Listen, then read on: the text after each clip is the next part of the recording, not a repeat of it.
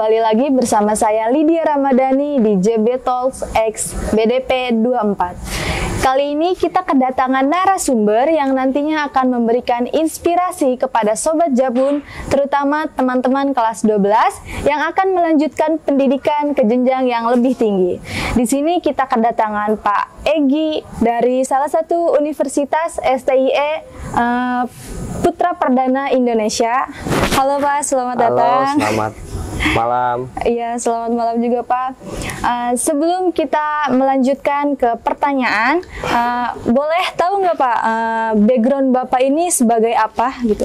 Ya, selamat malam semuanya. Assalamualaikum warahmatullahi wabarakatuh. Waalaikumsalam warahmatullahi wabarakatuh. Perkenalkan, nama saya Egy Andiana. Background saya sebenarnya bukan di dunia pendidikan, tapi lebih kepada praktisi di bidang tekstil. Namun saya tertarik kepada dunia pendidikan karena tercermin seperti pesannya Soekarno, bahwa mencerminkan kehidupan bangsa merupakan salah satu kewajiban kita, juga salah satu amalan yang tak akan pernah putus. Jadi saya beralih dari dunia industri ke dunia pendidikan. Saya di Sekolah Tinggi Ilmu Ekonomi sebagai dosen, juga sebagai staf di kampus cabang, kampus Balaraja. Mungkin itu saja yang perkenalan yang sangat singkat. Mungkin nanti akan kita tanya jawab lanjutnya. Silakan Lydia. Jadi Bapak ini kan sebagai dosen ya, salah satu dosen. Nah, sudah berapa lama Bapak menjadi dosen di universitas? Saya sebagai dosen atau pengajar itu sejak tahun 2020. Jadi kurang lebih 4 tahun. Oke. Jadi setelah lulus kuliah, saya memutuskan untuk bekerja di industri dan langsung berpindah menjadi pengajar. Oke. Di 4 tahun lah, kurang lebih 4 tahun. Baiklah, menurut Bapak melanjutkan pendidikan di perguruan tinggi itu penting atau tidak? Sangat penting ya, karena melihat sekarang kita bisa lihat bahwa peraturan pemerintah yang dulu mewajibkan belajar hanya 6 tahun untuk bisa bekerja, memperbaiki kualitas hidup, bahkan mencari uang istilahnya, sekarang wajib belajar 9 tahun. Mungkin 10 tahun lagi atau 5 tahun lagi wajib belajar bisa 12 tahun atau lebih, 16 tahun misalnya, atau mungkin sampai ke jenjang S2. Kita nggak pernah tahu nanti seperti apa. Jadi saran saya sebagai siswa-siswa SMA ataupun SMK, berkuliahlah. Karena khawatir saya, menurut hemat saya nantinya, wajib belajar ketika berubah dari 12 tahun misalkan jadi 16 tahun. Mau dibawa kemana siswa-siswa SMK yang memang sudah lulus nantinya? Yang masih nganggur nanti akan kalah sama anak-anak S1 gitu. Yang baru lulus tidak memutuskan kerja nanti akan kalah. Yang masih kontrak juga nantinya akan tersisihkan. Di hemat saya, kuliah itu penting. Yang pertama, untuk meningkatkan kualitas hidup. Jadi kualitas hidup mereka di masa depan itu bisa tercermin dari pendidikan. Bahwa pendidikan yang tinggi tidak akan pernah berbohong, akan memperbaiki kualitas hidup seseorang. Jadi banyak contohnya orang-orang yang sukses berpendidikan tinggi. Hampir sedikit orang sukses yang tidak berpendidikan. Cuman lebih banyak orang yang berpendidikan itu mencapai titik kesuksesan. Jadi kualitas hidup seseorang bisa tercermin dari pendidikannya. Yang kedua, membangun potensi yang memang tak pernah terlihat atau tak pernah ada di diri seseorang. Bahwa ketika kita berkuliah nantinya, kita akan melihat potensi diri kita yang memang awalnya kita tak pernah tahu bagaimana nanti kita ke depannya, bagaimana kita merencanakan hidup. Setelah kita duduk di bangku kuliah, tentunya kita akan bisa merencanakan hidup, mungkin bisa menata ulang masa depan bisa lebih baik. Mungkin seperti itu. Wah, dari penjelasan yang Bapak sampaikan ini cukup panjang ya Pak. Mungkin yang saya bisa simpulkan dan saya bisa menanyakan ulang. Kan tadi Bapak bilang belajar itu ada yang bisa sampai 11 tahun, 10 tahun gitu ya Pak? Iya, betul.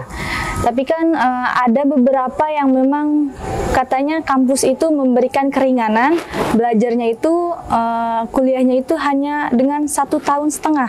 Itu bagaimana tuh Pak? Oke, jadi beberapa kampus memang ada yang memperbolehkan untuk siswanya atau mahasiswa lulus lebih cepat ya. Makanya dalam dunia pendidikan itu menempuh gelar itu berbagai tingkatan. Kalau yang 1 tahun itu D1 atau biasa disebut dengan ahli pratama, kemudian D2 ahli muda, D3 ahli madya, dan S1 atau D4 itu sarjana biasa kita sebut. Nah, bedanya duduk di bangku kuliah sama kita kuliah profesi, tentunya duduk di bangku kuliah akan tercatat namanya di dikti dan diakui oleh negara ya. Jadi sangat berbeda jauh ketika kita melanjutkan pendidikan ketika teknik tinggi atau berbeda dengan mereka yang hanya statusnya belajar profesi. Tapi tak luput kemungkinan kita juga di kampus mewajibkan mahasiswa untuk belajar profesi di luar. Jadi untuk meningkatkan kemampuan, meningkatkan kecerdasan, memperbaiki kemampuan-kemampuan yang memang sebelumnya dia belum punya, juga untuk mereka bisa bersaing dengan orang-orang yang memang satu profesi atau satu jurusan, seperti itu. Oke, baik Pak.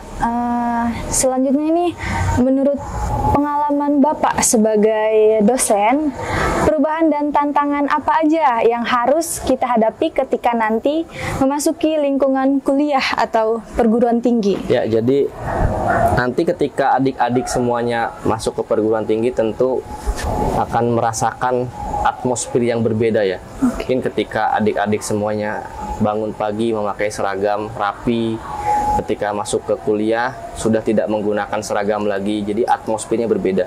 Bahkan ketika duduk di kuliah itu dibebaskan untuk bertanya, jadi mengkritisi, kemudian menyanggah argumentasi itu sangat diwajibkan di perkuliahan. Mungkin beda dengan SMA yang memang mereka harus tunduk dan patuh pada apa yang guru ajarkan. Jadi sangat berbeda. Jadi saya ingin menggambarkan sedikit cerita di luar negeri sana, bahwa perbedaan kenapa di luar negeri mereka lebih kritis daripada di Indonesia.